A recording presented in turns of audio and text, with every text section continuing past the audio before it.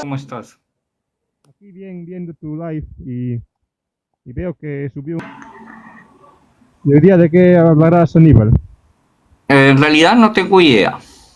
Estoy como que empezando a conversar con la gente y después eh, cuando alguien quiera subir lo subo y conversaré del tema que se plantee.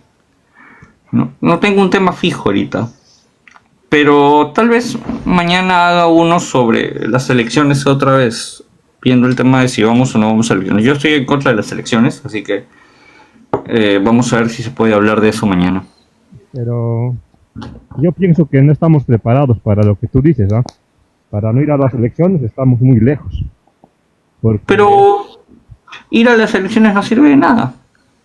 bueno, eso se creía, pero viéndolo bien desde otros ángulos, en las últimas elecciones hemos logrado clavarle una espina a la derecha. Y En sobre las todo últimas elecciones no habían hecho todas las reformas que han hecho y además, ¿qué es lo que ganamos en realidad? Ganamos un movimiento popular que terminó cayendo, ganamos un presidente que está preso, ganamos una primera ministra que está siendo casi torturada. No sé cuáles serían las ganancias en realidad. pero eso le Si costó mucho a la. manejamos fríamente y hacemos un balance, ¿no? Porque eso es algo que al menos yo aprendí de mis compañeros de San Marcos, siempre después de toda acción tiene que haber un balance. Y si Aníbal, hacemos el balance, las cosas en realidad nos muestran todo lo contrario, que en lugar de cosas buenas para el pueblo han salido cosas pésimas para el pueblo, ¿no? O sea, una masacre, DIN en el poder, o sea, lejos de avanzar hemos retrocedido, en todo caso.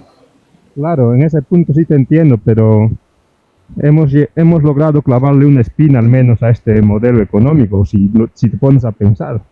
Y No sé quién sería quien ha clavado esa espina, porque en realidad Castillo no ha hecho absolutamente nada, ¿no? O sea, ¿dónde está la espina que se le ha clavado al sistema económico?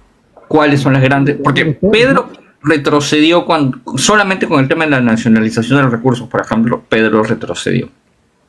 es que incluso yo diría que tú le clavaste una gran espina a la oligarquía limeña, ¿no? Cuando Yo eras. agradezco ese título, ¿no? Pero yo creo que incluso haciéndome una autocrítica, clavé una espina y me devolvieron un corte cabeza, ¿no?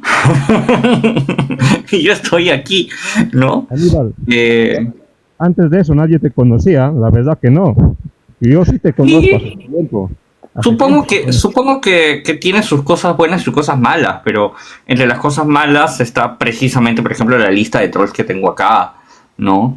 Eh, Tengo un gran problema a nivel económico, he sido altamente perjudicado. O sea, en lugar de que todo este proceso me haya generado algo bueno, a mí en lo personal me ha generado muchos dolores, ¿no? Constantes. Eh, Claro, se te entiende ese punto que dices, se te entiende, pero como te digo, yo te hablo desde un lugar muy remoto, ¿ah? Donde no conocían a un Aníbal Estacio, pero ahora ya un porcentaje sí te conoce, ¿no? Te conoce como un hombre que le dio un gran zarpazo a la prensa, ¿no? Cuando hiciste la pregunta en la prensa, mucho le diste un golpe muy fuerte que tuvieron que buscar a Álvarez para que te bajen la moral, pero de nada le sirvió porque lo único que hicieron fue hacerte más famoso. Muchas gracias, no, muchas gracias. Muchas gracias por eso. Es un honor para mí que tú lo digas y que la gente en el sur lo reconozca. Yo sé que hay gente que me tiene estima en el sur. Es una de las cosas que siempre voy a estar agradecido de mi paso político. Sé que la gente... Yo sé que si yo voy al sur, por ejemplo, a mí no me van a tirar tomates como a Dina, ¿no? Eh, pero de todas maneras, yo, precisamente porque les tengo tanto estima a los compañeros del sur y porque conozco a estas personas de cerca, siento que el proceso electoral nos desgastaría más como movimiento popular. nos desgastaría demasiado y sería volver a intentar algo que la praxis nos ha demostrado lo contrario, ¿no? Yo, por supuesto, voy a seguir haciendo trabajo en redes. De hecho, estamos terminando de hacer algunas cuestiones que ya me faltan, ahora sí, muy poco. Cada vez parece que faltan más, pero tengo que dejarlo casi todo perfecto para poder volver a iniciar el programa. Y se vienen algunas entrevistas, sobre todo en este momento electoral. Yo personalmente me voy a dedicar, y eso lo he dicho antes porque yo he dicho que no voy a votar, no a hacer campaña, sino a hacer contracampaña, y lo que quiero hacer es entrevistar a la mayor cantidad de candidatos que se pueda y desenmascararlos, ¿no? Desenmascararlos políticamente y convertirlos, digamos, enseñarle a la gente que son pues traidores o que son enemigos de clase. Esa es la posición que ahorita yo tengo dentro de este proceso. Aníbal, ¿te has puesto a pensar que si no vamos a votar, te has puesto a pensar que eso lo va a convenir a Dina? Y yo como hombre del sur te diría que no nos conviene, ¿no? Porque si gana una Keiko Fujimori o un Porky, lo único que van a hacer es dilatar el proceso que tiene Dina ahorita, ¿no? Ya se sabe que Dina se va a ir presa, pero no ir a votar sería darle la libertad a esa señora, ¿no? Yo sé que en una posición más inmediata uno puede creer que es, digamos, cerrarle el paso a lo que algunos han llamado ultraderecha.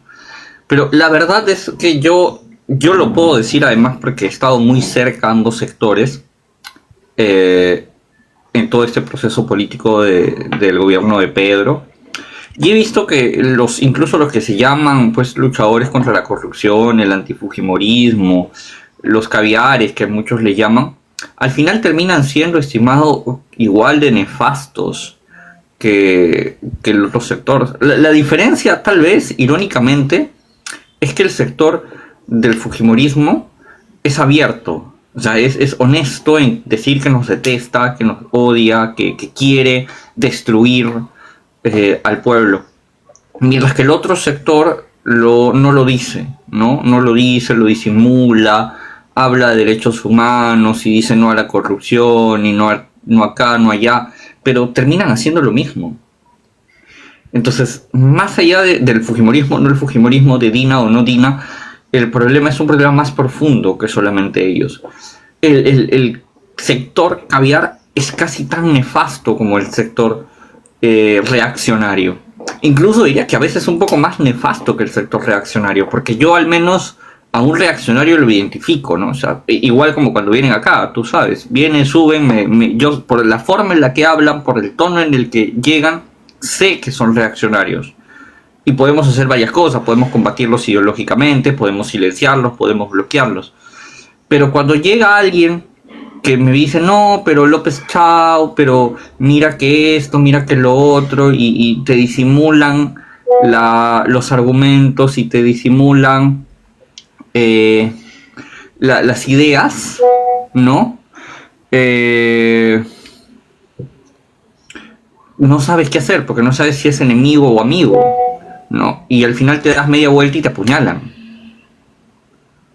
Y ese es el problema. ¿Cómo puedes tener dentro de tus filas a alguien que al final va a terminar traicionándote? Y la prueba más grande le pasó al propio Pedro, ¿no? Pedro puso dentro de su gente a Mirta Vázquez, ¿no? Se puso a la gente de Verónica Mendoza en el poder. Y fueron los primeros en ser unos traidores, fueron los primeros en ser unos infames. ¿Cómo confiar en esa gente? ¿Por qué tendría yo que pensar que son mejores que el fujimorismo en todo caso? Si yo sé que el fujimorismo es así.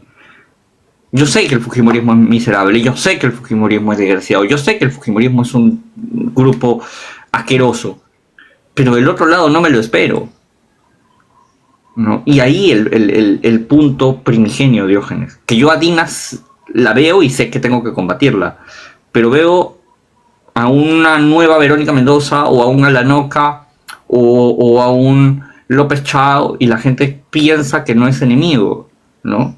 Piensa que no es tan malo, piensa que es el mal menor. y al final terminan siendo iguales o peores que el enemigo abierto. Por eso yo, y lo he dicho varias veces, ser antifujimorista ya no basta. Aníbal, lo que tú dices ya se sabía hace mucho tiempo, no es nada nuevo. Hace mucho tiempo ya sabíamos que el que entre va a terminar traicionándonos, pero aún así hemos decidido apoyar a Pedro Castillo, ¿no? Y resultó ser más valiente que los propios Edones, que muchos que pasaron por el palacio. Entonces, yo pienso que para no ir a votar no estamos preparados como pueblo, porque si no vamos a votar, el pueblo de Lima va a ir a votar por una Keiko, y la verdad que eso sería para que el fanatismo político hacia Keiko crezca, ¿no? Imagínate. Yo creo a Keiko Fujimori que vive, dame un minuto más, Aníbal, por favor. Que Keiko Fujimori que vive gracias al fanatismo que hizo su padre. Ahora, si no vamos a votar, Keiko gana y ese fanatismo, en vez que termine, va a crecer, ¿no? Más bien yo pienso que es hora de ceder ese fanatismo. Si el Perú está como está ahora es por tantos fanáticos que hay en el Perú. Mira, yo creo que hay una cuestión importante, estimado.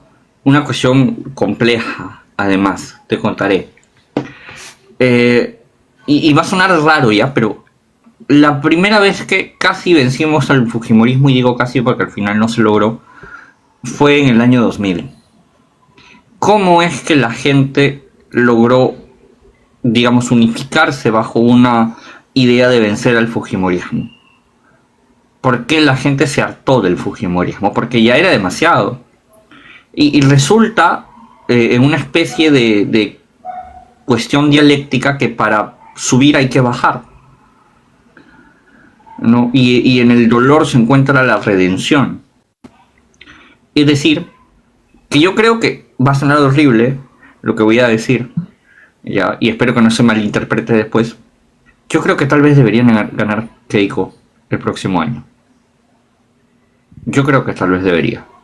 Porque tal vez solamente así, solo viendo el desastre encarnado, viendo lo mal que se termina yendo el Perú, solo así, comprendiendo el nivel de desastre, la gente recién reacciona.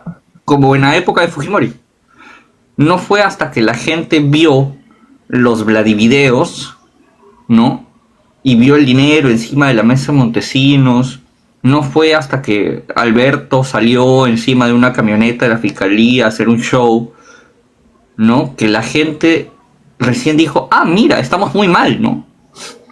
O sea, yo creo que necesita la decepción. O sea, el país necesita decepcionarse de sí mismo. Yo he escrito un artículo que supongo yo va a salir muy pronto para el Diario 1 que se llama El Perú Morto, por no decir la otra palabra, porque si no de ahí TikTok se pone sensible. Y yo creo que como digo en ese artículo, ya lo leerán, lo haré público acá cuando esté publicado en el diario. Yo creo que lo que digo en ese artículo es lo que pienso, ¿no? Antes de empezar a vivir, tenemos que aceptar que este país es inviable. La democracia burguesa es inviable, el sistema burgués es inviable. Decepcionarnos de este sistema es el primer paso. Es el primer gran paso que tenemos que dar. Porque si creemos que solamente el fujimorismo está mal, nos estamos perdiendo de una lucha más grande, de enemigos más grandes, de gentes que están ahí también, pero que no señalamos. Y que, como decimos vulgarmente o coloquialmente, pasan piola, porque se van caminando, porque nadie los señala, porque nadie los identifica. Y ese es el verdadero problema. Tenemos que aceptar lo mal que está el Perú, Diógenes. Yo sé que es feo lo que digo. No es bonito, no es el discurso alentador que la gente quiere escuchar, pero lamentablemente tenemos que ser honestos con nosotros mismos. Yo lo he dicho varias veces, González Prada decía, el Perú es un cuerpo enfermo, ahí donde se pone el dedo salta la pus. Prada escribió eso en el 1800. Casi 1900 y algo, ponle. Inicios del 900. Estamos 2025, Diógenes. 2025. Ese cuerpo enfermo ya no está enfermo, ya lo enterraron, ya no es, ya queda, vivimos en los opúsculos del Perú, en las sombras del Perú. No vivimos en un país, vivimos en las sombras de este. Pero no nos hemos dado cuenta de eso, no hemos hecho conciencia de lo mal que está el Perú para poder cambiarlo. Y ese es el primer paso, darnos cuenta de lo mal que está el país, aceptar lo mal que está el país. Sí, el fujimorismo es rastrero, el fujimorismo es malo, el fujimorismo es una desgracia, pero no es el único enemigo. Aníbal, Te escucho, Diógenes. claro que yo te entiendo tu punto donde tú vas, pero como te digo, aún no estamos preparados como pueblo. Para hacer ese cambio que tú dices, tendríamos que ir a una sola voz, al menos la mayoría de todos los peruanos, pero no se puede porque tenemos un norte que le hablas de comunismo y salen saltando. Tenemos una Lima que le enseñas una bandera roja y ya lo asocian con muchas cosas malas. Entonces, no estamos preparados para lo que tú dices que no vayamos a votar, todo eso, ¿no? Se te entiende. Es más, y yo pienso que en el Perú falta, como dice ese, conciencia política y también falta conciencia de clase. Hay gente pobre que se cree rico y que esa gente pobre con ese pensamiento de que es rico no se va a lograr llegar a lo que tú propones.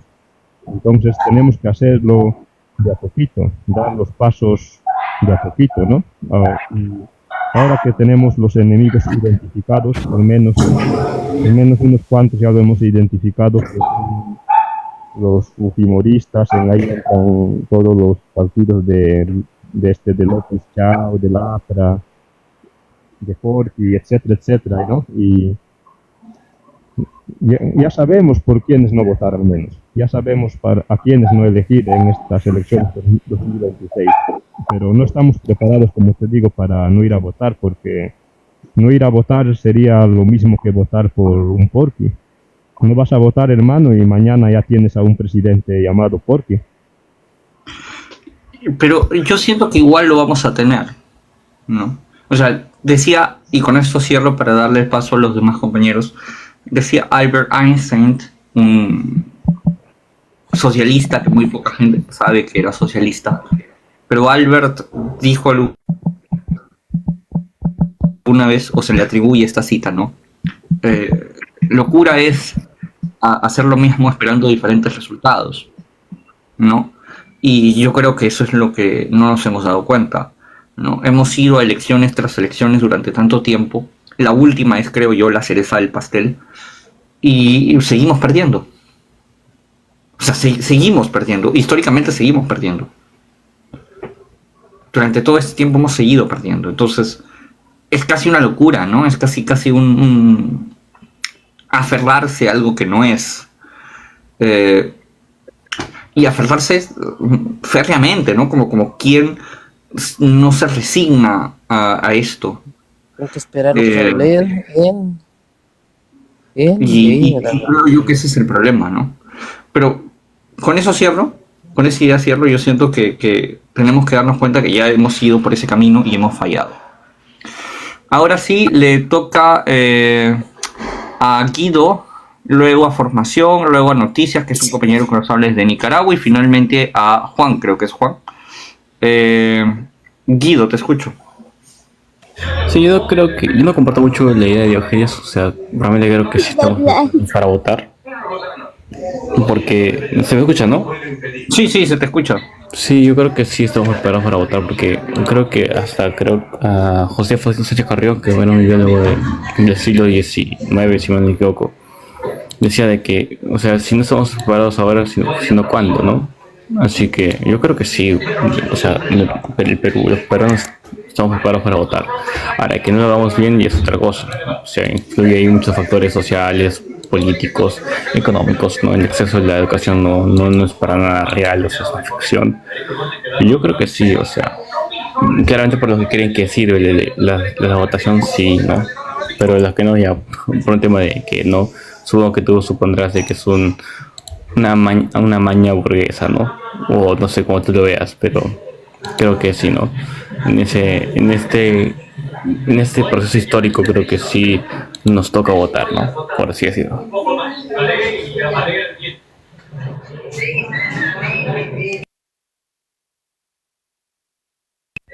Uy, se lo- ya, sí, volviese.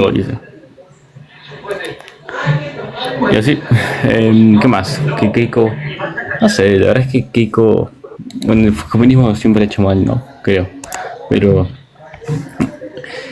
creo que es tiempo de votar otras cosas, ¿no? O sea, siempre es la futura perdedora, no la siempre perdedora, pero hay que ver como que posiciones más reales, ¿no? O sea, más de realismo político y no llegar al punto de sin ideología, ¿no? Yo creo que sí se necesita más ideología.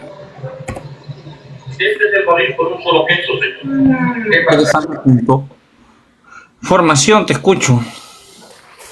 Ay, yo también estoy muy de acuerdo más con la posición de Guido y Diógenes que apostar por el aceleracionismo en posta de no actuar frente a las elecciones porque uno, si ocurre o gana, por ejemplo, un partido reaccionario, la clase obrera va a sufrir un montón, demasiado. Incluso nosotros creemos que van a de la nada adquirir conciencia, pero la historia nos ha demostrado de que los obreros en este periodo de tanta opresión no necesariamente pueden volverse comunistas, ¿no? Incluso pueden tirar a la reacción. No está determinado como tal. Y fenómenos así a lo largo de la historia. Prueba de eso es de que como a través o después del conflicto armado ha habido gente que apoya a Fujimori desmedidamente, ¿no? O lo sigue vanagloriando pese a que muchos de estos sufrieron por todas las cosas que han ocurrido detrás. Entonces hay que tener un poco cuidado con el aceleracionismo. Siempre digo, para resumir el aceleracionismo, el aceleracionista cree que él no va a ser el que va a estar en la primera fila cuando ocurra estas masacres. Y es verdad, el aceleracionismo es una postura muy pequeño burguesa, por así decirlo. Ouch, me ha dolido, ¿ah? Es que verdad, es que te pregunto, si tú apuestas por el aceleracionismo, ¿tú piensas que va a ser el que va a estar en primera fila? Bueno, yo siempre he estado en primera fila, estimado. No, pero tú serías capaz de ser los primeros que Keiko mande a la guillotina. Bueno, a mí me han investigado por... No, pero que te mande a la guillotina, así de frente, porque No, si me mandan, hermano, ¿cuál es el problema, camarada? ser el primero en la fila, dar la cara. No importa.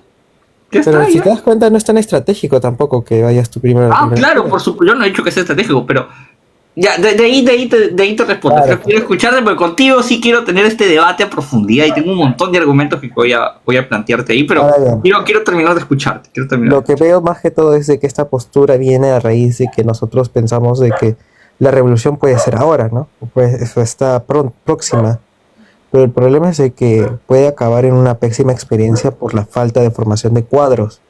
¿Por qué vemos esto? Porque mira, hasta el mismo compañero Guido lo dijo, no hay formación ideológica en el Perú.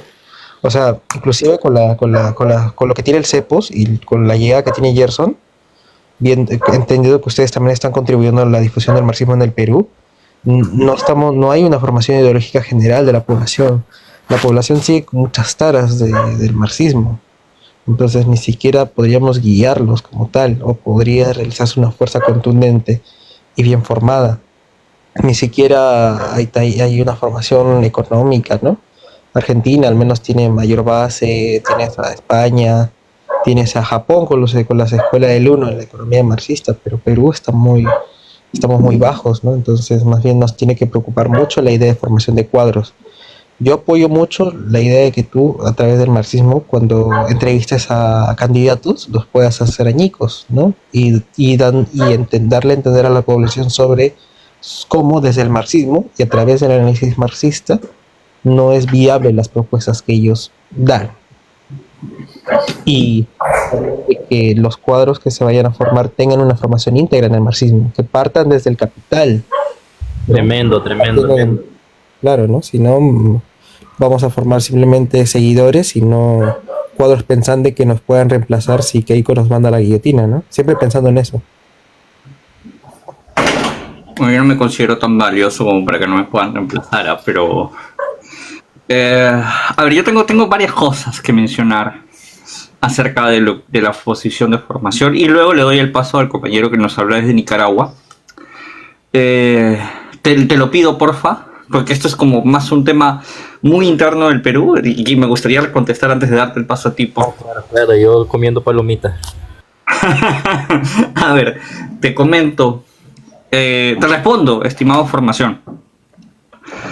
Hay cuestiones muy complejas, ¿ya? Primero que yo no creo ser un aceleracionista, yo no considero que vayamos mañana a la revolución, tampoco. O sea, no creo que, tal vez esto es porque no lo he mencionado todavía, pero la razón por la que yo estoy llamando a la no elección no pasa tanto solamente porque crea que llegando un gobierno del fujimorismo, donde se agudicen las contradicciones, eso va a generar espontáneamente la revolución. No. Sí creo que lo que va a generar es un proceso de conciencia de clase. Un proceso de conciencia de clase que no necesariamente tiene que ser general de todo el proletariado, porque ya decía Lenin que no, tampoco tenemos que ser tan ambiciosos para aspirar a ser la mayoría, ¿no? Muchas veces somos minoría, y de hecho es lo normal ser minoría en cualquier proceso, pero una minoría que direccione. Lo que sí nos permitiría un periodo de crisis abierta es la posibilidad de hacer precisamente lo que tú estás mencionando, hacer un trabajo de formación más abierto, porque las condiciones materiales nos va a permitir señalar de manera más eficiente cuáles son los problemas del sistema capitalista. Con un gobierno socialdemócrata, con un gobierno del caviarismo, con un gobierno pusilánime, medio tibio, ¿no? Una tecnocracia burguesa, si quieres tú, no va a suceder esto. No, o sea, no va a llegar a ese punto. Entonces es mucho más difícil, de hecho, señalarle a la clase trabajadora cuáles son los problemas del capitalismo si el capitalismo intenta ocultar o oculta de mejor manera esos problemas. Aquí hay algo curioso, Aníbal. El problema. Y yo quiero que escuches la respuesta completa. Ahora, como lo he dicho varias veces, no existe un partido que represente al pueblo. Ayer estuvo Julio acá, en la noche, en la madrugada, que es un compañero también bastante cercano al comité. Y como dijo Julio, nosotros no estamos en contra del proceso electoral en sí mismo, sino en que la participación en este momento no es dable. Si se ha de participar, se participaría para el Parlamento, pero para el Parlamento burgués tendríamos que tener también condiciones para participar en ese Parlamento burgués. ¿Cuáles son las condiciones para participar en el Parlamento burgués? Tener, por ejemplo, ¿no?, un partido con una ideología clara. ¿Cuál es ese partido con esa ideología clara? ¿APU? ¿Juntos por el Perú? ¿Convergencia Socialista? Papu. No, por favor, yo he hecho dos textos criticando a APU. No, está bromeando. Es que Apu me da risa el nombre. Se llama el programa de APU. Ya, o sea, perdónenme, pero APU es Nuevo Perú popular. Así de honesto soy. Y eso que yo respeto mucho a los compañeros de APU, son amigos míos. Muchos de los dirigentes de APU son amigos míos. Amigos personales, porque muchos de ellos han sido parte de la organización que yo he liderado, que ha sido Rimac Yacta. Y muchos de ellos son amigos personales míos. Y yo, aunque son amigos personales míos, no tengo miedo de decir que ese ideario político es el Nuevo Perú, versión popular. No, versión provinciana. Y eso, perdóname, no es tener ideología clara. No es tener posición clara. No es llevar absolutamente ninguna posición real de la clase trabajadora. ¿Cuál es esa posición de la clase trabajadora que se va a llevar? ¿Cuál es esa posición real de los intereses de clase que representa la Alianza Conjuntos por el Perú? No existe. Entonces, ¿a qué vamos a ir a elecciones? ¿A ponernos a la cola de una clase? Porque eso es la otra, ¿no? O sea, me dicen, bueno, pero vamos, porque no podemos permitir que llegue la reacción. Yo sigo preguntándome, ¿por qué hacen esta diferencia magnánime entre la gran burguesía burocrática y la gran burguesía financiera? Si al final se comportan igual. Más allá de los discursos, la praxis es la misma. La praxis sigue siendo la misma. ¿Qué es lo que hace más reaccionario al fujimorismo que a Vizcarra, por ejemplo? ¿O qué hace más reaccionario a Merino que a Sagasti? Yo no lo veo. En la realidad objetiva no se ve ese tipo de cosas. No. Caviares y no caviares son exactamente lo mismo. Igual de infames. Entonces, ante esta realidad objetiva, palpable, tenemos que hacer el análisis. No tenemos un partido político, no tenemos una verdadera diferenciación entre los dos sectores de la burguesía y sus representantes políticos, y no tenemos tampoco la capacidad siquiera de ganar estas elecciones. ¿Qué nos queda? Generar un proceso de conciencia de clase. Que lo están haciendo ustedes, que lo está haciendo los compañeros del CEPOS, que lo está haciendo Gerson, intento hacer yo, porque yo no voy a decir que lo hago, lo intento hacer yo. Juzgará a la gente si lo hago o no. Pero están haciéndolo, ¿no? ¿Que va a tomar tiempo? Sí, seguramente. Pero, de hecho, una crisis mayor nos va a generar mayores facilidades para señalar precisamente los problemas que tenemos hoy en el Perú, ¿no? Y eso no es aceleracionismo, porque yo no creo que después de 5 años de gobierno va a llegar la revolución, pero sí va a generar un proceso que nos permita, sí, después de esos 5 años tal vez, generar un verdadero partido político, una verdadera conciencia de clase y una verdadera lucha, si quieres, al parlamento burgués, ¿no? Pero mientras no tengamos todas esas condiciones, la verdad es que lo único que me proponen es ponerme en la cola de la gran burguesía financiera. Y para eso, para eso tengo a Dialéctico, ¿no? Discúlpame, camarada, pero para eso tengo a Dialéctico. No. Ahora sí puedo responder.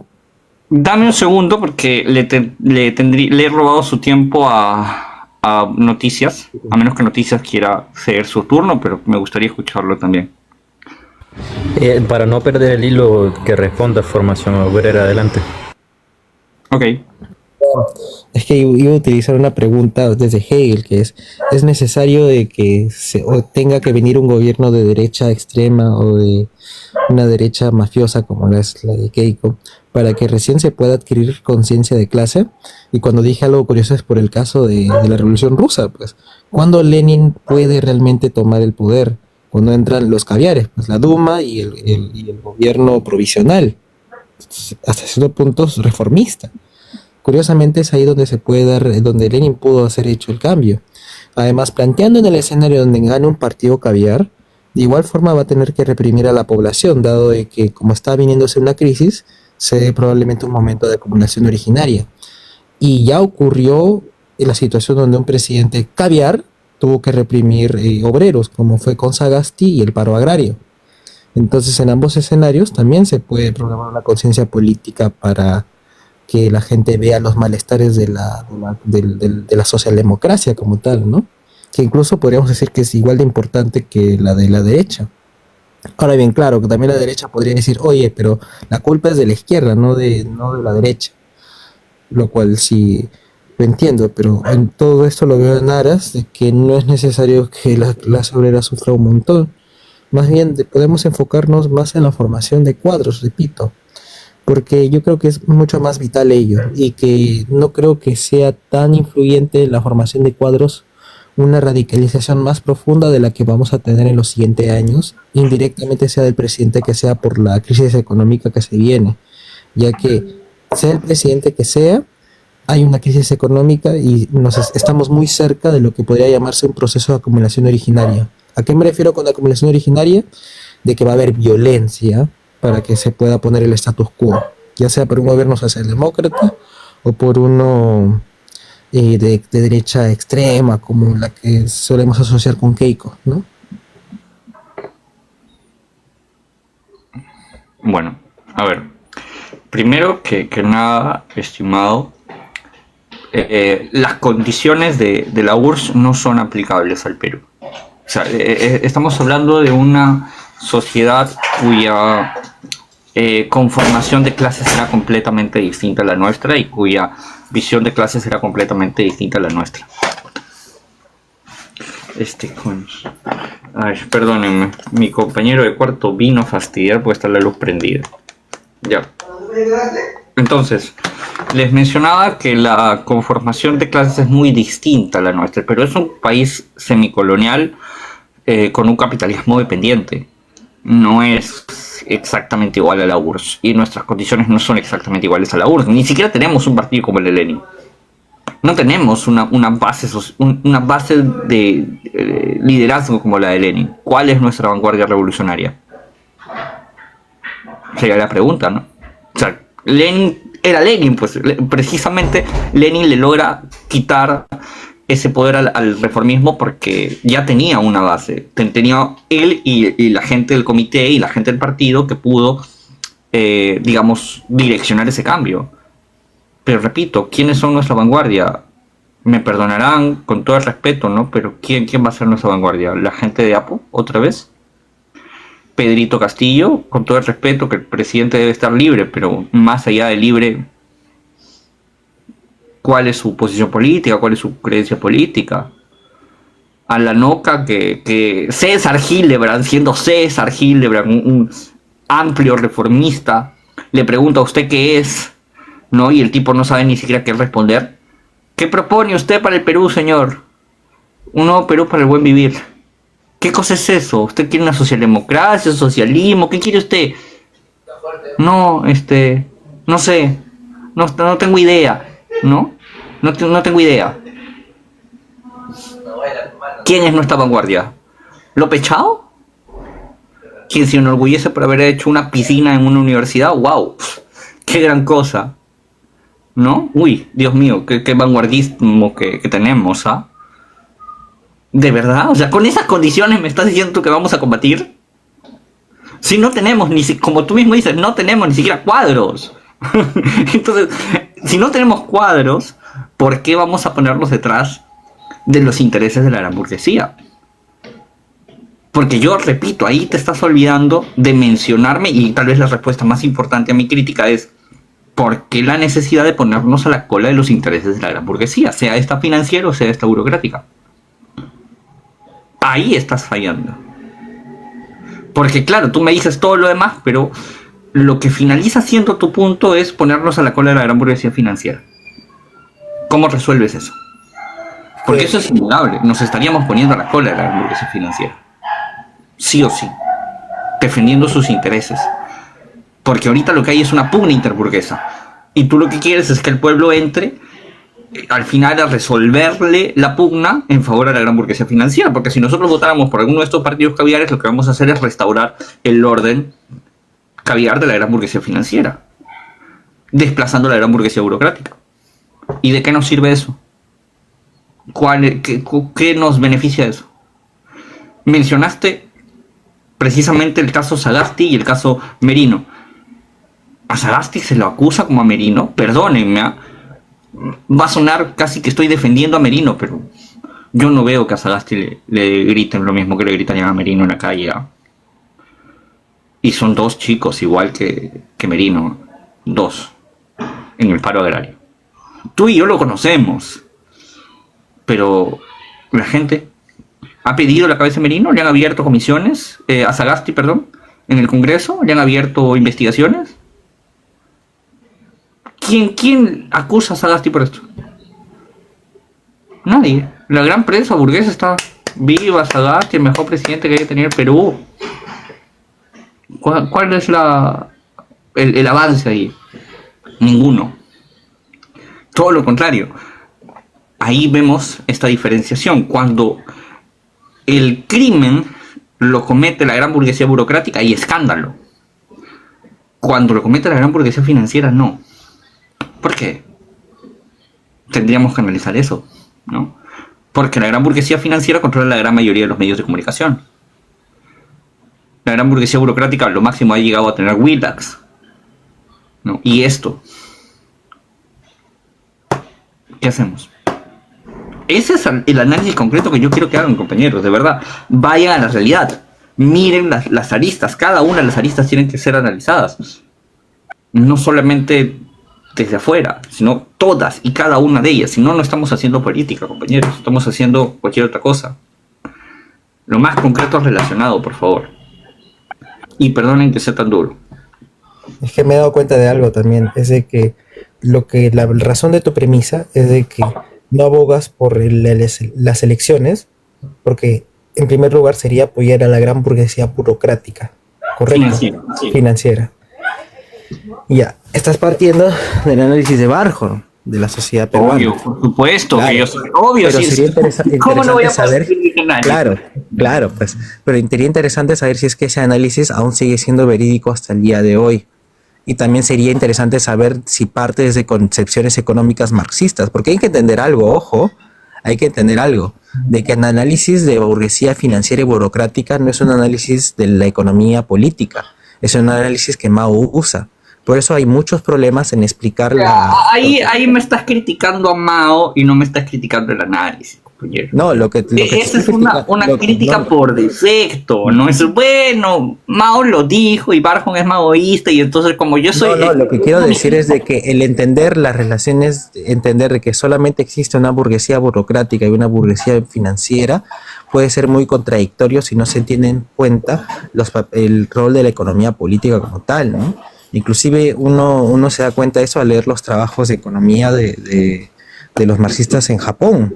Justo ahorita he estado leyendo un texto que tiene un nivel enriquecedor más grande, y es por eso que ponemos hincapié de que si es que yo cuestiono mucho, si es que en base al postulado que estás dando, realmente entendemos las relaciones de interés burgueses en la sociedad peruana. Entendiendo también de que ahorita no se habla mucho de que la pequeña burguesía tiene muy alto poder, ¿no? En el Perú. A eso me refiero a eso voy. Ya, a ver, obvio que sigue siendo válido. Yo, mira, dos cuestiones sobre el análisis de Juan Pablo, que por cierto está acá en este libro que yo lo recomiendo leer bastante, es una obra muy interesante, La lucha de clases en el Perú 2016-2021, que ya se agotó en físico, así que van a tener que verla en virtual. Pero yo, tanto por experiencia práctica, en la política práctica, porque compañeros, voy a decir algo que va a sonar feo y espero que no se malinterprete después. De verdad, espero que no. Voy a intentar que no suene tan feo, honestamente, pero yo sé que hay compañeros que están mejor formados que yo, teóricamente, pero muchos no han vivido la política práctica. A diferencia, creo, de quienes sí hemos hecho política práctica todo el tiempo, ¿no? Con partidos políticos, con personajes políticos, que conocemos ya digamos, el interior de la bestia, ¿no? Eso, a mí, al menos como persona que conoce directamente digamos, a los representantes de una de las dos burguesías, me ha servido de manera excelente. Porque yo sí logro identificar a través del análisis de Juan Pablo precisamente estas personas. Porque ya las conozco además previamente. Y desde el análisis de Juan Pablo puedo saber por qué dicen lo que dicen, hacen lo que hacen, y por qué me han dicho lo que me han dicho muchas veces.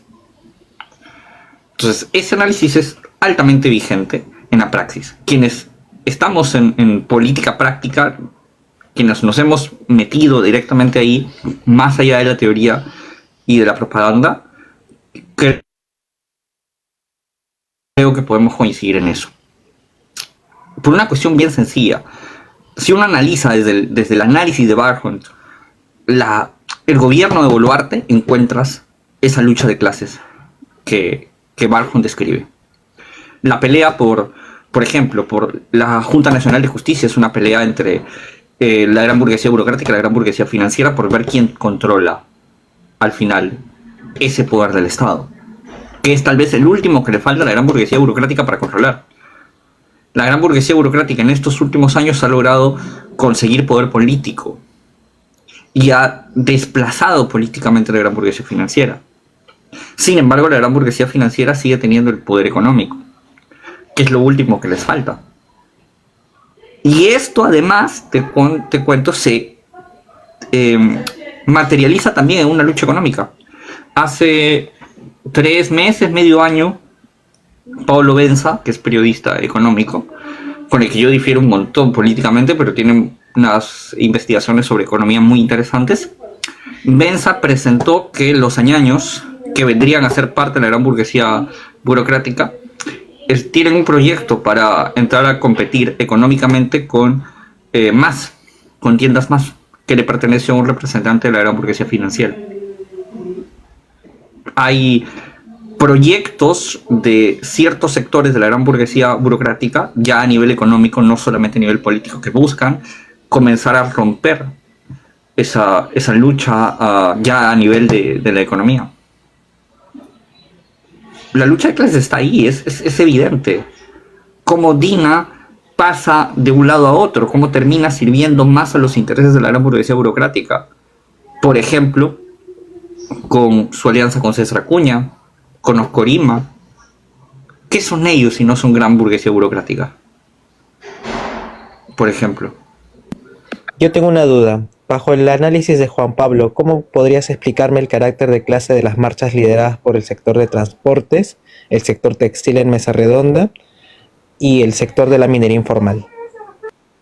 La mayoría de las marchas de transportes y de Mesa Redonda son pequeña burguesía. Son un carácter de clase de la pequeña burguesía. ¿Burguesía burocrática o financiera? No, es pequeña burguesía.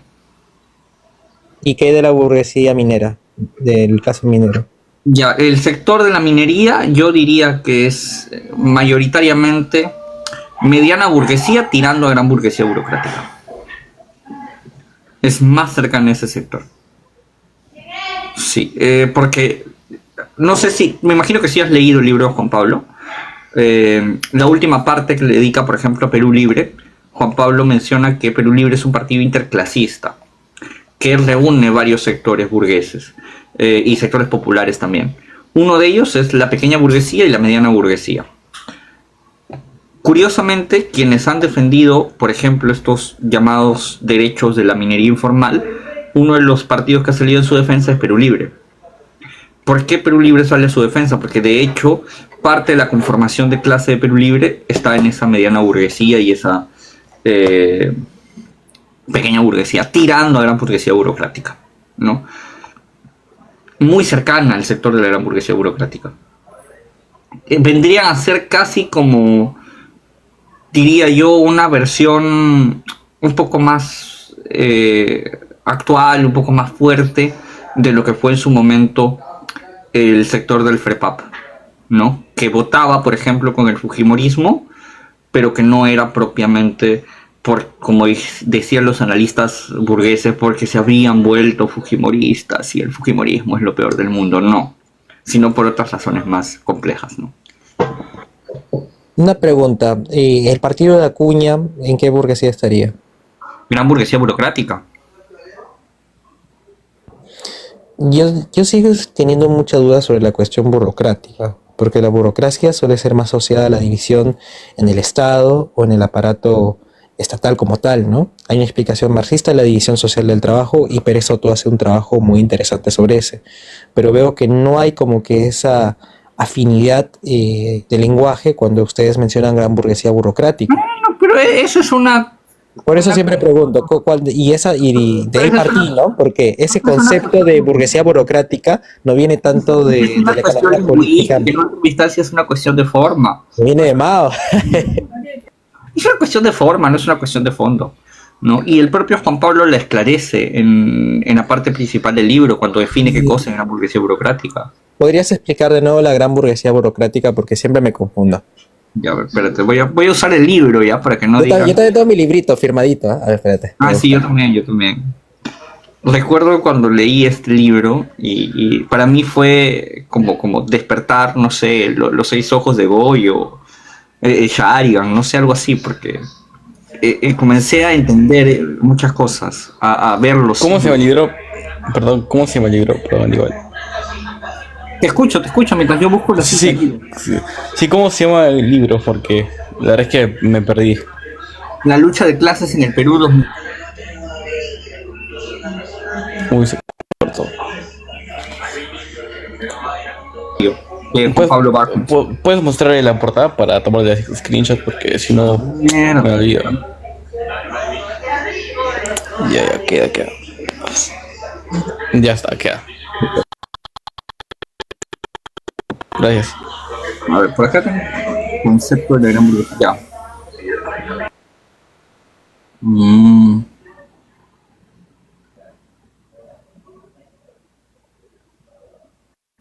Ya, aquí está el concepto de gran burguesía burocrática.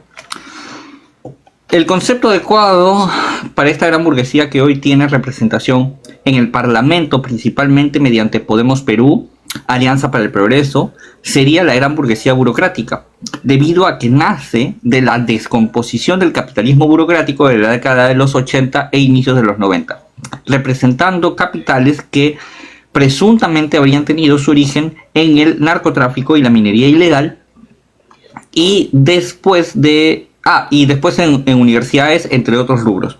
Cabe aclarar que no se trata del concepto de burguesía burocrática empleada por el PCP para designar a una facción de la gran burguesía que empleaba el poder del Estado y los medios económicos de este como palanca económica. Sobre este concepto acuñado por el PCP hay que aclarar pues que se sostiene en una incorrecta interpretación del concepto de gran burguesía planteada por Mao en el concepto de capitalismo burocrático chino. Nosotros empleamos el concepto de gran burguesía burocrática en referencia a aquella facción de la burguesía nacional que gracias a una importante acumulación de capitales durante los 80 y 90, años de crisis y descomposición del capitalismo burocrático en el Perú, actualmente ha evolucionado y ha pasado a conformar una nueva gran burguesía. Se trata de una burguesía nacional cuyos capitales han crecido casi sin ninguna dependencia hacia el capital norteamericano e imperialista en general. Ya. Bien aclarado. Sí, yo creo que está bien aclarado. Yo creo que queda bastante claro, ¿no? Entonces yo repito, y esa es mi pregunta central, estimado. ¿Por qué quieres que vayamos a la cola de la gran burguesía financiera otra vez? Ojo, cabe resaltar que yo no tanto promuevo el electoralismo, ¿no? Lo que No, yo sé que no promueves el electoralismo, pero indirectamente, si tú me dices vamos a votar, de nuevo, la gran pregunta sería ¿por quién vamos a votar? Nos vamos a empezar desde ahí ya. ¿Por quién votamos? Es que nosotros no abogamos también por elegir un candidato, porque es... Entonces, ¿para qué vamos a ir a votar? Pues, estimado, Claro. o sea, tú me dices, deberíamos votar, Yo pero justamente... cuando te pregunto por quién, me dices no. Es que ¿sabes dónde realmente se va a decidir todo?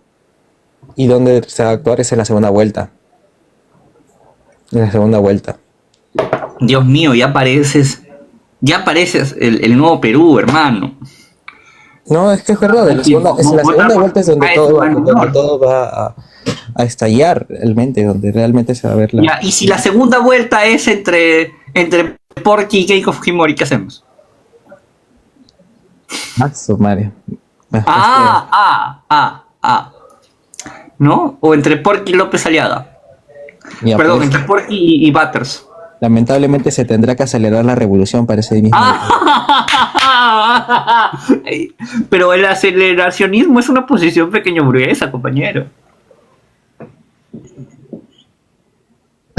¿Cómo hacemos?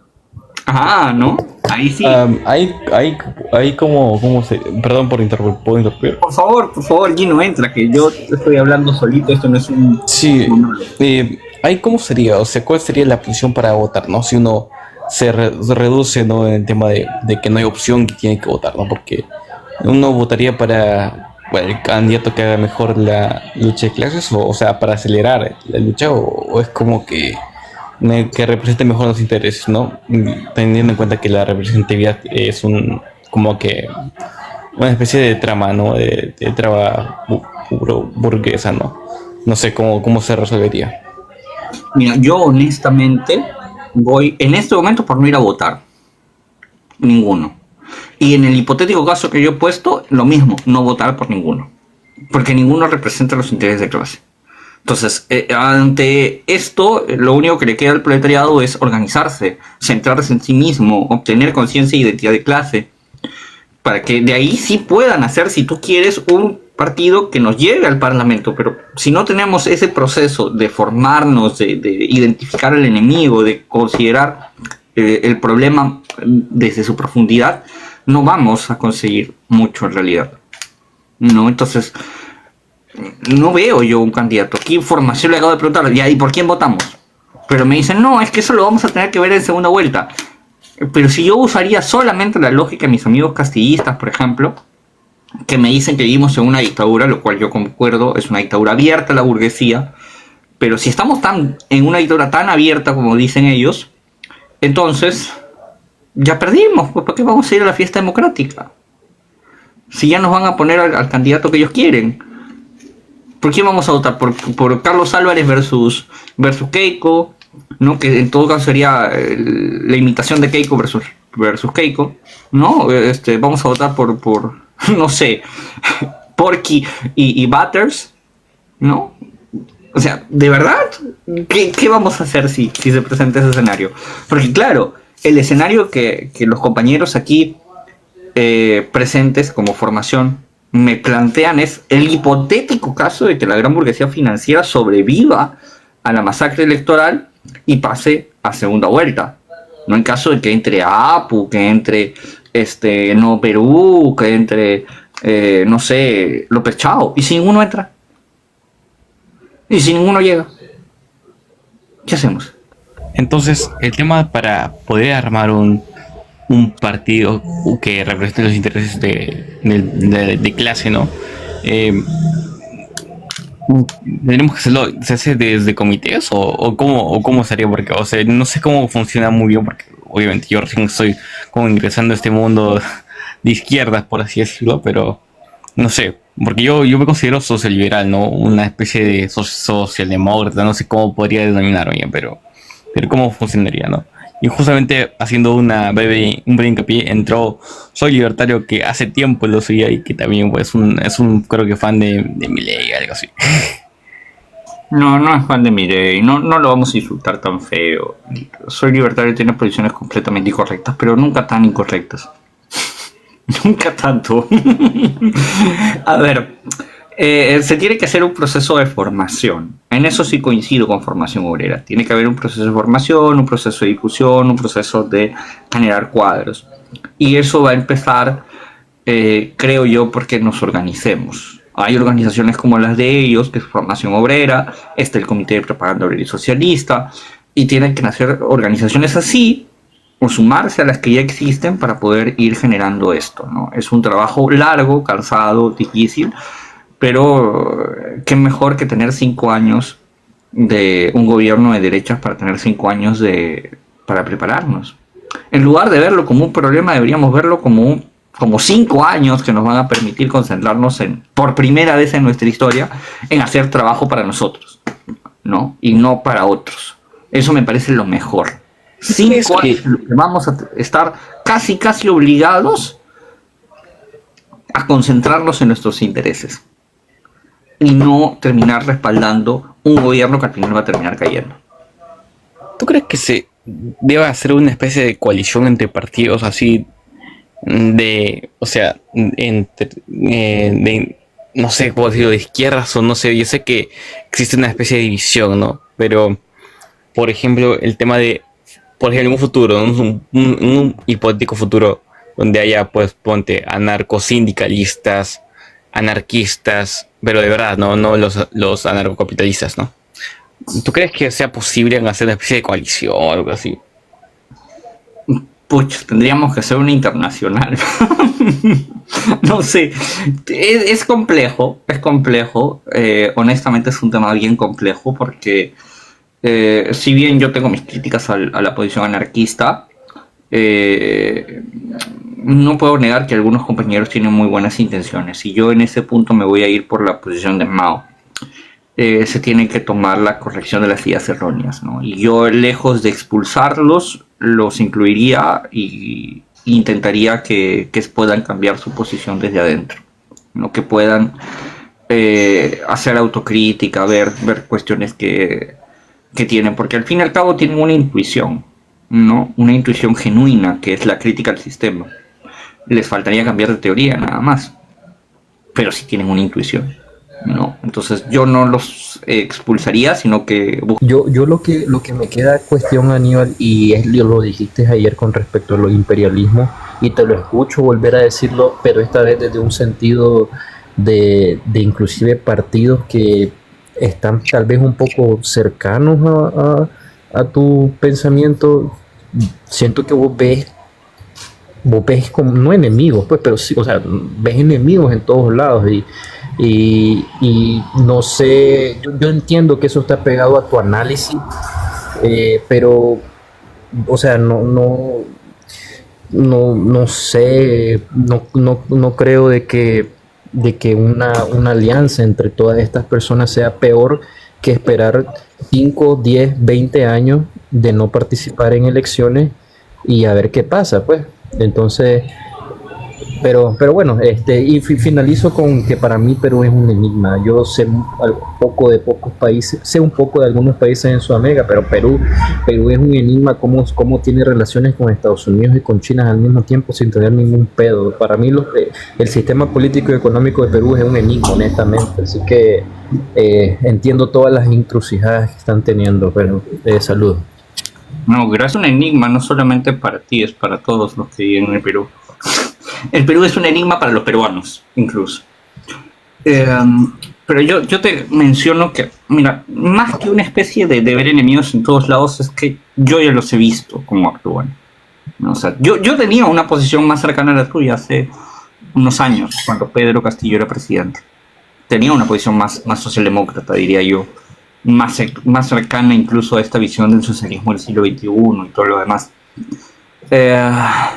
Por falta de formación, diría yo, en ciertas partes, y también porque creía que las cosas podían darse de esa manera. Pero, como decía Lenin, la praxis es criterio de verdad, ¿no? Y yo he tomado la posición que tengo ahora precisamente en base a mis múltiples excepciones, ¿no? Yo soy un hijo de la decepción política, ¿no? Y bueno, he visto supuestos compañeros traicionar el modelo que supuestamente querían. He visto gente desde adentro trabajar para intereses contrarios. He visto gente que dice una cosa y hace otra. Entonces, esa conciencia de lo que yo he vivido me ha hecho darme cuenta que yo estaba equivocado y que he tenido que hacer una autocrítica y una corrección a mis propias ideas erróneas, que me ha costado, o sea, a mí me ha costado un montón esas críticas a las ideas erróneas, porque, dicho sea de paso, lo mencionó el compañero Diógenes cuando estuvo acá, yo soy una persona no conocida, pero bueno, digamos que hay gente en el Perú que me conoce, ¿no? Porque estuve muy involucrado en política. Y tengo compañeros que ahorita tienen muchos más seguidores de los que yo tengo en YouTube, que tienen mucho más rédito político que yo en YouTube y en todas las redes sociales. Uno de ellos es Pavel, que es un amigo mío. Yo podría seguir con el discurso de Pedro, podría seguir con el discurso de los compañeros, y seguramente tendría ahorita yo 100.000 seguidores, 400.000 seguidores, tendría pues una mejor vida de la que tengo. Pero yo he decidido sacrificar todo eso porque considero que me he equivocado y porque no puedo mentirle al pueblo, no puedo traficar con sus ilusiones. Yo prefiero perder seguidores, prefiero hacer una autocrítica, prefiero ser el pinchaglobos de los compañeros, que ser el que miente a los compañeros en base a ilusiones. Aquí en Perú tenemos un dicho, ¿no? De buenas intenciones está lleno el camino al infierno, ¿no? Y no basta las buenas intenciones para cambiar este país, ni ningún otro. No se tiene que hacer cambios más profundos.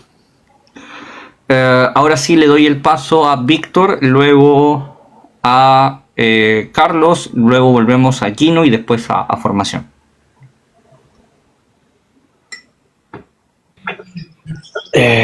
Sí, buenas noches. Gracias por aceptar estimado Aníbal. Bueno, es primera vez que interactúo con ustedes y la verdad me da un gusto escucharlo, ¿no? y de repente también algunas intervenciones que de esa contradicción pues genera pues un debate, una opinión donde pues ayuda el desarrollo, ¿no? Si no hay esa contradicción también pues no hay avance.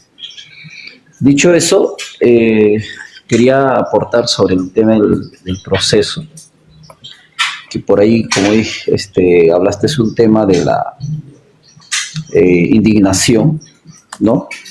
O la traición, o el oportunismo, y otros términos más que de repente podemos mencionar en todo este proceso, ¿no? Y yo soy justamente ese producto de, por primera vez, levanté la bandera, pues hace 6 años, porque también, así como tú pensabas, hace 6 años tenía una clara y fuerte, ¿no?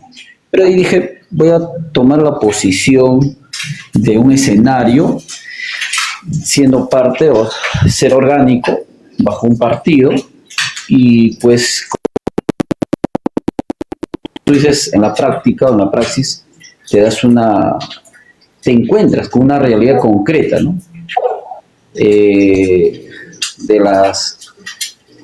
De que muchos acuñan de hacer práctica política, pero al final terminan haciendo politiquería o desgenerando los términos, ¿no? De buscar un verdadero cambio. Entonces, yo creo, compañero, en este proceso quisiera de luego aportar, pero bueno, solamente en esta primera parte quisiera aportar el tema como digo, desde adentro, desde la práctica, he observado de cerca, ¿no? Todo este proceso. Pero poco a poco estaré desarrollando de repente otras oportunidades, pero por esta oportunidad quisiera aportar en el tema de que tenemos que llegar a un nivel de crisis generalizado, extremo, para que recién en nuestro Perú tome conciencia de clase. No hay otro camino, porque mientras todavía sigamos así con algunas inyecciones económicas ya de años, ¿no? Y no solamente ahora, y en cada proceso va a haber así, para nosotros creer, pues, como ahorita pues hay una inyección de capital norteamericano hasta chino, ¿no? Y vamos a seguir viviendo un globo, ¿no? Entonces lo que tenemos que entender nosotros, a no ser que desarrollemos cuadros o nivel, ¿no?, de conciencia como pueblo, como clase, de repente podemos avanzar, ¿no? Pero mientras hablando de una realidad concreta, yo creo que tendríamos que llegar a una mayor crisis porque nos conviene, ¿no? Por eso que la pandemia para muchos abrió, ¿no?, una visión de la real en qué situación hemos estado en nuestro Perú, en el aspecto económico, social, político, en sector salud, en la misma agricultura y todo. O sea, se abrió, sinceramente, el verdadero virus que está impregnado en nuestro Perú, ¿no? Y no solamente en el Perú, en el mundo.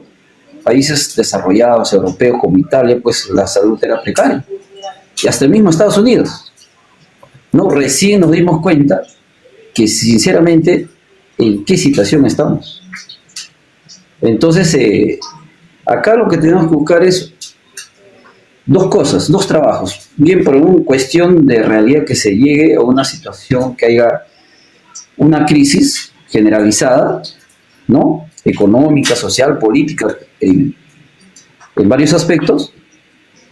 O el otro es el proceso que nosotros, en ese proceso puede estar generando a nivel de conciencia o cuadros, ¿no?, o escuelas políticas, y cada profesional aportar de los verdaderos, pues, patriotas, ¿no?, que aman a su país, en cada espacio estar generando, hasta en un almuerzo, hasta en un desayuno, una conversación a la altura para la siguiente generación de nuestros hijos, primos, sobrinos.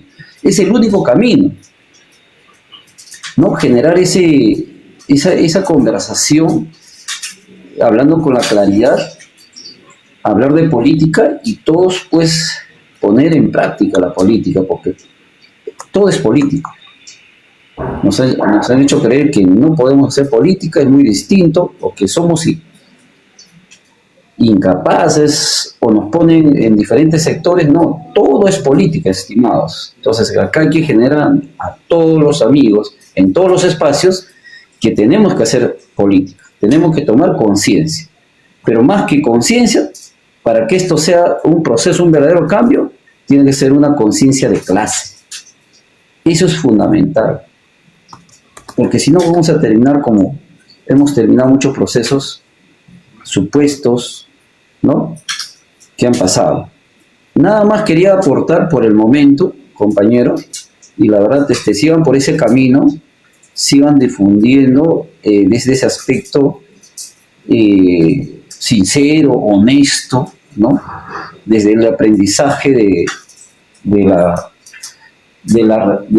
lo que se ha vivido en este proceso, porque la verdad hay que entender que este proceso, ¿no?, hemos aprendido muchos, pero ahora tenemos que aterrizar. Ahora, ¿qué hacemos? O sea, ¿cuál es el camino?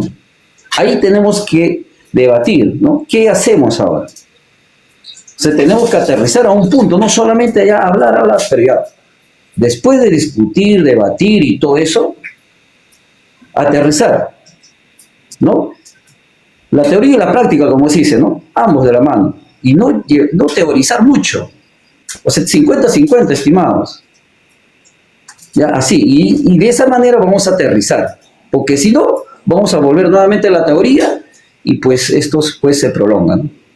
Entonces, nada más quería aportar por una primera porción. Gracias, estimado Aníbal, y los demás que están acá en la conectividad. Gracias. Gracias a ti, un fuerte abrazo a la distancia y completamente de acuerdo con lo que has mencionado. En efecto, necesitamos praxis, y yo creo que la praxis tiene que ser ahorita formar gente, generar esa conciencia de clase, denunciar cosas. Yo por eso estoy haciendo todo lo posible, créanme que con mis limitadas cuestiones económicas ahorita estoy haciendo todo lo posible por reabrir el programa. Esto es algo que yo no lo he dicho ya, pero lo voy a contar un poco. Yo había reabierto el programa gracias al financiamiento de una persona. Estábamos volviendo a salir en la tele. Sin embargo, esta persona, típico burgués, quiso poner su línea, quiso poner a alguien que dirigiera el programa. Y bueno, yo no estoy para aceptar que alguien dirija el programa, ¿no?, hacia sus intereses económicos. Entonces decidí que eso no iba más. Y por eso el programa no está saliendo. Pero con los compañeros que hemos estado organizando el programa hemos intentado volverlo a hacer. Ya tengo casi todo el equipo listo. Falta terminar de hacer una pequeña compra para volver a transmitirlo. Y al menos la misión que yo me he puesto, y la vuelvo a repetir, es desenmascarar este proceso electoral. Y para desenmascarar este proceso electoral voy a usar todo lo que me queda de público, todo lo que me pueda quedar de influencia y de pequeño reconocimiento para entrevistar a todos los candidatos posibles y a todos los partidos posibles y desenmascararlos en vista de que no son representantes adecuados de la clase trabajadora, o en última instancia son enemigos de ella, ¿no? Esa es la misión que creo yo me ha tocado a mí, y supongo yo que los compañeros, por ejemplo, de formación o del comité, que tienen otras misiones o otros roles, será la de formar gente, la de generar cuadros, la de generar conciencia, y me parece excelente. Eso es lo que cada uno tiene que cumplir, ¿no? Y eso es lo que tenemos que hacer en 5 años. Tenemos 5 años para poder formar gente, tenemos 5 años para denunciar correctamente este sistema y demostrar en la praxis por qué esta vía electoral no es que no sirva siempre, sino que en este momento, con las condiciones que tenemos, ni siquiera tenemos un partido para soñar con jugar en el Parlamento burgués. Como dicen los compañeros del CEPOS, a lo que yo me acojo, no estoy en contra del Parlamento burgués. Yo mismo postularía al Parlamento burgués si existiera un partido político. Lo he dicho varias veces acá. A mí, lo voy a decir abiertamente, los compañeros de Perú Libre me han ofrecido ser candidato al Congreso. Y yo les he dicho, gracias compañeros, pero no. Se los he dicho. Más allá de discrepancias que yo pueda tener con los compañeros, por ejemplo, me parecen, esto será debatible o no, pero a mí me parecen menos nefastos que el Nuevo Perú, por ejemplo, ¿no? También me lo han dicho otros compañeros. de otros partidos políticos, ¿por qué no postulas? ¿Por qué no postulas? ¿Por qué no postulas por acá? ¿Por qué no postulas por allá? Pero no cumplen los requisitos necesarios, ¿no? que debe cumplir un partido. Y yo, por más que pueda decir, bueno, sí, yo podría individualmente irme al Parlamento burgués y dar la lucha y presentar una posición, soy uno, ¿no? Uno que seguramente terminarían censurando. Si es que ganara también, ¿no? También está esa hipótesis de que gane, que no es segura. Entonces prefiero mil veces ser honesto con las condiciones materiales y decir, no estamos preparados. Tiene que existir un partido que sí tenga una ideología clara, que sí tenga una posición clara, que no caiga en cretinismo parlamentario, que no caiga en otras cuestiones, ¿no? Y que pueda seguir una línea correcta. Eso es algo que todavía no tenemos. Construirlo es nuestra praxis política. Esa es nuestra misión política en este momento. Construirlo. Porque no va a venir de la nada. Bueno, dicho esto, vamos con Carlos.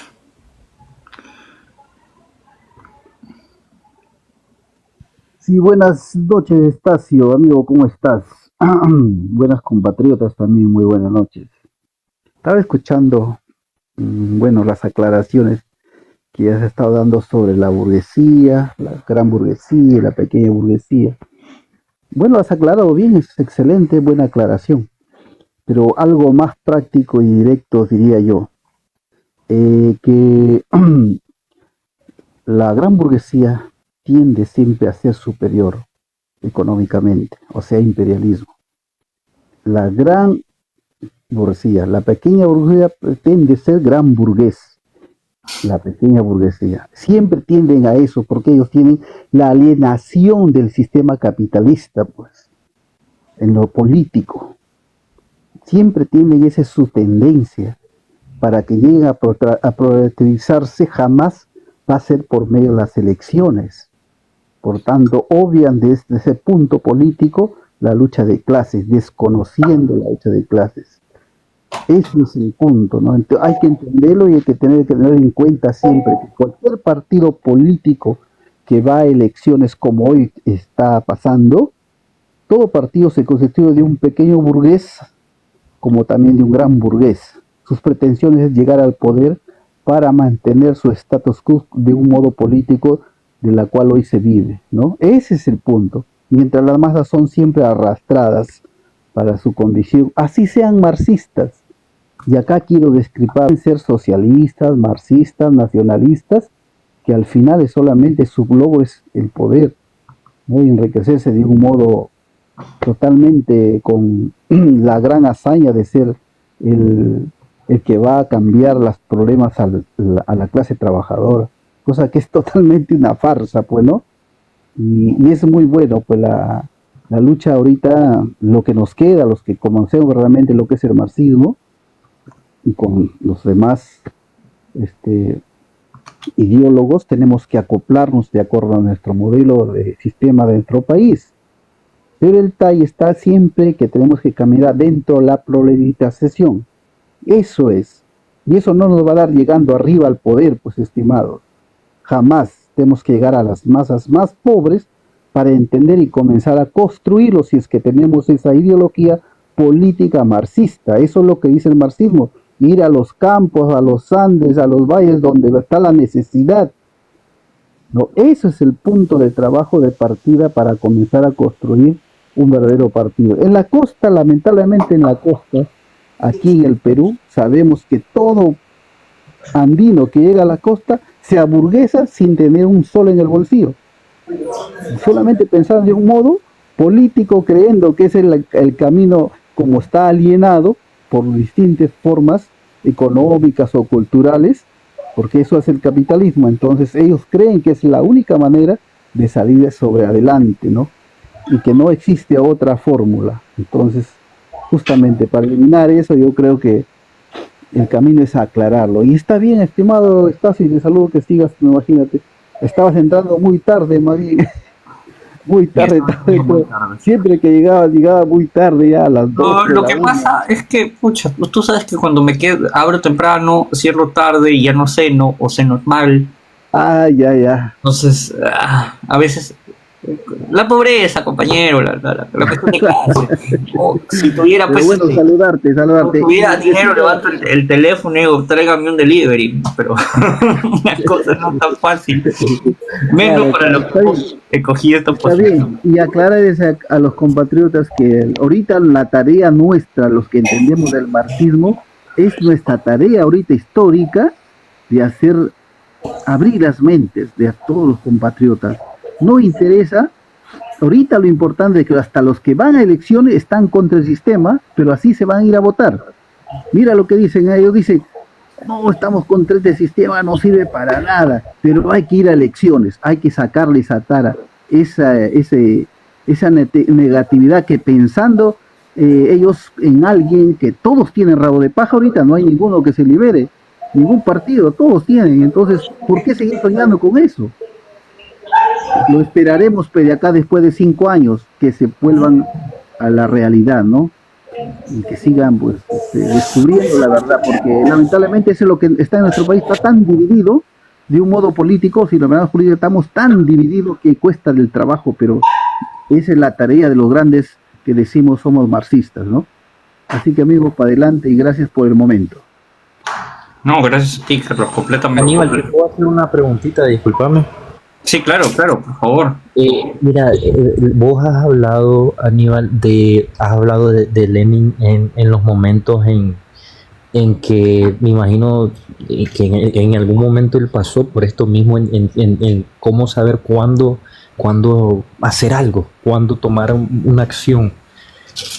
Pero según entiendo, el mismo momento tiene que ser estudiado bastante y uno tiene que decir, o uno puede decir, bueno, de aquí a 2 años se van a presentar las condiciones, o eso no aplica a un tipo de ciencia para hacer un cálculo, y finalmente que ese momento no pasó cuando se le dio este extraño fenómeno que fue Pedro Castillo. Pero no quiero que adentres mucho porque me imagino que has hablado de eso suficiente. Sí, a ver. Las condiciones en realidad se van creando, no nacen solas. Si bien el capitalismo y sus constantes crisis nos van dejando siempre condiciones materiales para trabajar, estas no son suficientes. El proletariado y su vanguardia tienen que ir construyendo también algunas, construyendo conciencia de clase, identidad de clase, etc. Pero no ha habido, y yo siento que no ha habido en toda América Latina todavía, ¿no? Y con Pedro peor todavía, ¿no? Porque Pedro es una persona que, si bien yo creo que es inocente de todas las cosas que se le han acusado, considero que no es un corrupto ni tampoco un golpista, como dice la derecha. No es tampoco una persona con una posición política clara. Pedro no es marxista, no es socialista, no es nada, es Pedro, ¿no? O sea, su valor político es ser Pedro. O sea, una personificación humana, no nada más que eso. O sea, Pedro no tiene una ideología política, no tiene nada claro. O sea, por eso un día decía sí a uno y al día siguiente le decía sí al otro y a la media hora al otro también. Entonces, ¿qué clase de dirección política va a haber? No hubo dirección política. Nunca hubo dirección política. Luego empezó el problema con la gente de Perú Libre. Terminó dividiéndose con la gente de Perú Libre, que si alguien tenía un mínimo de digo, no mucha, pero un mínimo de ideología política en el partido en cuestión. Al final se pelearon también. Perú Libre también terminó en un viraje de cretinismo parlamentario. Entonces, al final, ¿quién iba a poner una posición? El otro sector que se unió a él, que es el sector que aquí le decimos caviares, que es la socialdemocracia, básicamente, Verónica Mendoza y su gente hicieron pues cualquier cosa menos lo que supuestamente tenían que hacer. ¿Cuál es la ideología de Verónica Mendoza? Que su partido se llama Nuevo Perú. Cuando le han preguntado hace poco a su candidato, dijo, un nuevo Perú para el buen vivir. ¿Qué cosa es el buen vivir? ¿Cómo se come eso? ¿Cómo se digiere eso? ¿Cuál es cuál es la ideología política de eso? ¿Qué es un capitalismo, socialdemocracia, economía mixta, socialismo, nacionalismo? ¿Qué cosa es el buen vivir? No tienen ni idea. Entonces, a esa gente, ¿qué me va a hacer? ¿Cuál es el proceso que me van a hacer si no tienen ni idea de lo que son? No tienen ni idea de lo que son. Después se unió con el doctor Torres, ya fue demasiado tarde, las cosas no salieron bien tampoco. O sea, Torres es un capitalista nacionalista. En última instancia, Torres es un nacionalista. Y ni siquiera llegaron a darle esa ideología al final porque tampoco se pudo. Entonces, ¿cuál es la ideología que se iba a dar? O sea, yo soy un fiel leninista y yo sí considero que para que exista todo proceso tiene que haber una vanguardia revolucionaria. Y esa vanguardia revolucionaria tiene que tener las cosas claras. Si no tiene las cosas claras, de nada sirve ir a ningún lado. O sea, yo repito algo una vez más, yo no estoy en contra de que en algún momento participemos en el parlamento burgués. El propio Lenin lo dice y el propio Lenin se lo autoriza, por ejemplo, a Antonio Gramsci en Italia, porque las condiciones de Italia sí le permitían, entre comillas, en ese momento participar en las elecciones parlamentarias burguesas. Pero las condiciones no están dadas. No tenemos un partido, no tenemos una dirección. ¿Cuál es esa dirección? ¿Hacia dónde nos vamos a ir? Si no hay una ideología clara, no hay una posición clara, no hay nada claro, entonces te están hueveando, como decimos aquí, coloquialmente, ¿no? Te están paseando. Y ya. Formación, te escucho. Y luego vamos con Gian.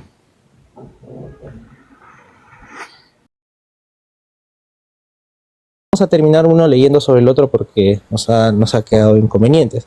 Más bien sería cuestión de preguntarle a ti, Estacio, si cuando tú hagas a estos participantes en la política, nos permitas entrar porque también los queremos fastidiar. Lo que pasa es que las entrevistas no van a ser por este medio. Vamos a estructurarlas como los viejos programas de prensa alternativa que tienen una estructura más, sí, o sea, tienen una forma más cerrada, porque es casi un programa televisivo, ¿no? Entonces vamos a replicar esa forma acá y seguramente se va a transmitir en TikTok, pero ya de manera diferida, no directamente como ahorita, ¿no? Va a ser de manera diferida. Eso es lo que estamos viendo, ¿no? Porque estamos viendo el tema de un programa como parecido a OBS, pero un poco menos pesado y gratuito además, porque la pobreza, que nos permite hacer transmisiones diferentes. La encerrona en pandemia, pues que entrevistó vía Zoom. Claro. Sí, tenemos cosas así, o sea, hacerlo más, que se pueda transmitir por acá, se puede transmitir por YouTube, se pueda transmitir por Facebook, ¿no? Y hablar no solamente de la entrevista, sino además de temas políticos importantes de la coyuntura, ¿no? Eso es lo que estamos pensando hacer.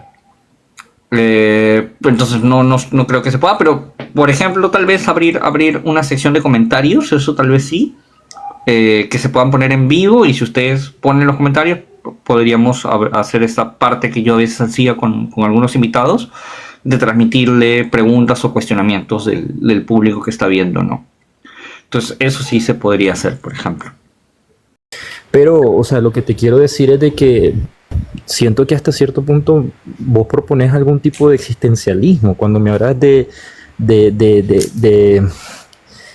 no sé, pues, pero eso de que no se puede hacer alianzas con los demás o tratar de trabajar con ellos para buscar una mejor alternativa. Yo entiendo que lo que propone el marxismo es la realidad objetiva de las condiciones actuales del proletariado, pero no sé si es ser muy fundamentalista o que el simplemente taguear a otros como, esos son progresistas y esto lo que quieren es perpetuar el capitalismo, como que no hay algo más allá de eso. Eso era mi comentario. Muchas gracias de nuevo. Bueno, bueno, primero que no es que yo lo quiera así, es lo que es. O sea, el problema muchas veces los compañeros cuando me hacen este tipo de preguntas es, bueno, pero Aníbal, ¿pero por qué no hay otra cosa más?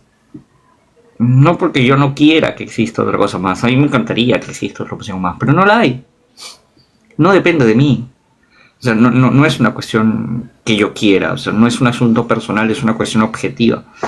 Y yo soy un materialista dialéctico, entonces tengo que apegarme al objetivo, no a mis deseos, sino a los hechos.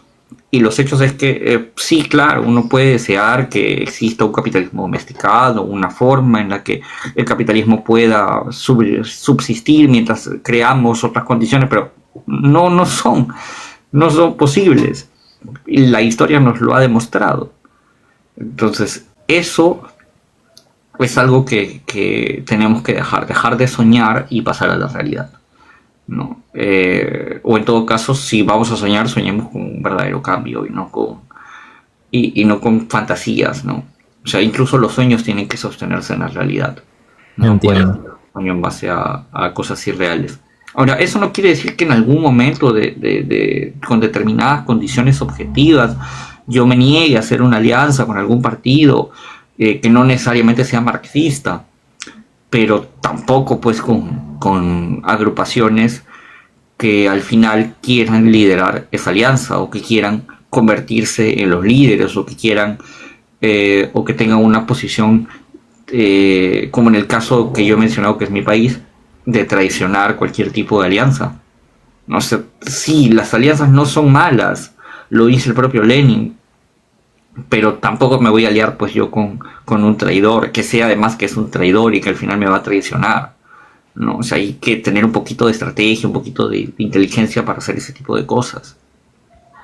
¿No? O sea, no puedo simplemente aliarme con alguien que ya sé cuál va a ser el resultado.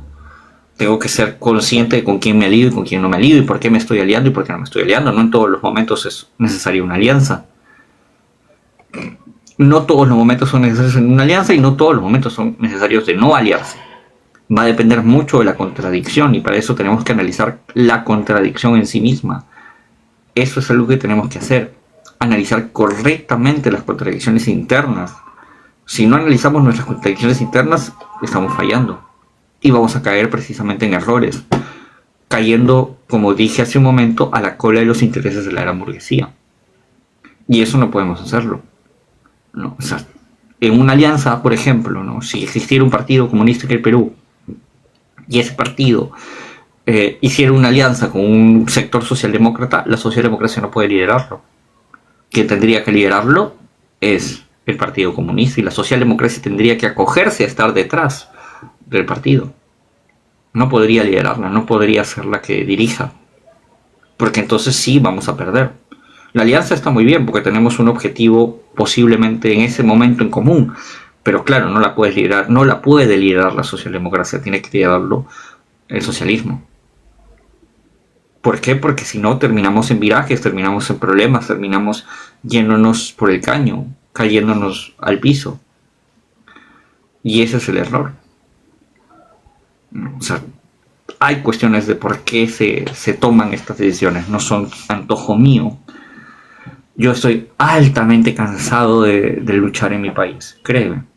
Altamente cansado, a veces quiero tirar la toalla. Cuando Pedro dejó el poder, a mí me persiguieron políticamente. Aquí hay, si tú buscas mi nombre en Google vas a encontrar una cadena de difamaciones contra mí, de los grandes medios y todo. La policía estuvo fuera de mi casa por 2 semanas y un montón de cosas más. Yo tuve la tentación de irme a México como un refugiado político. Pedí mi asilo político en México y estuve a punto de conseguirlo. Pero no lo hice. Al final me quedé, ¿no? Y a veces, claro, cansa luchar, cansa. Yo también digo, pucha, ya la socialdemocracia nomás y me conformo con vivir medianamente bien y tener mis derechos, ¿no? Y ya, pero no, pues no es. Antes que esa visión está lo que tenemos que hacer. Está el fin. Y yo prefiero poner el fin antes que cualquier cosa. Eso es para mí, ¿no? La causa tiene que ser defendida a capa y espada, por mucho que sea dolorosa. José Carlos Mariátegui, no sé si lo conoces, es un tal vez el marxista más importante del Perú. Tiene una carta donde dice: si la revolución exige disciplina, si la revolución exige, digamos, violencia, si la revolución exige un montón de cosas más, las acepto todas sin reservas cobardes, ¿no? Y yo estoy por ese mismo lado que Mariátegui. Si ese camino político exige todo esto, bueno, hay que asumirla sin reservas cobardes. En fin, bueno, gracias a todos ustedes, gracias Puka, gracias doctor Isaías, gracias Formación, dile que le agradezco porque ya no me contestó. Y gracias a las 50 y tantas personas que siguen acá. Yo a veces me pregunto cómo es que 50 y tantas personas me siguen escuchando. Hasta las casi 2 de la mañana. Me sorprende esa paciencia que tienen algunos. Pero nada, nos vemos el día de mañana con un envío más de Hablemos de Filosofía y Política. Nada, cuídense mucho. Chao, chao. Gracias por haber estado aquí. Nos vemos. Gracias Chao. a ti por darnos la oportunidad. Hasta luego. Que tengas buena noche. Hasta luego. Hasta luego. Y a la gente que nos ve desde... Porque voy a subir parte de este en vivo a YouTube. Quienes quieran apoyar este canal y este contenido, las cuentas de Yape y PayPal van a estar apareciendo en el video. Aunque no las puedo decir porque estoy grabando desde TikTok y acá te bajan si dices este tipo de información. Pero van a aparecer en el video. Así que nada, nos vemos, cuídense, chau chau. Y recuerden que está abierto los cursos de marxismo, de historia de la filosofía y de cultura y hegemonía en Gramsci. Quienes quieran inscribirse pueden escribirme por interno para hacer cualquier tipo de consulta o de coordinación sobre ese tema. Nos vemos, chau chau.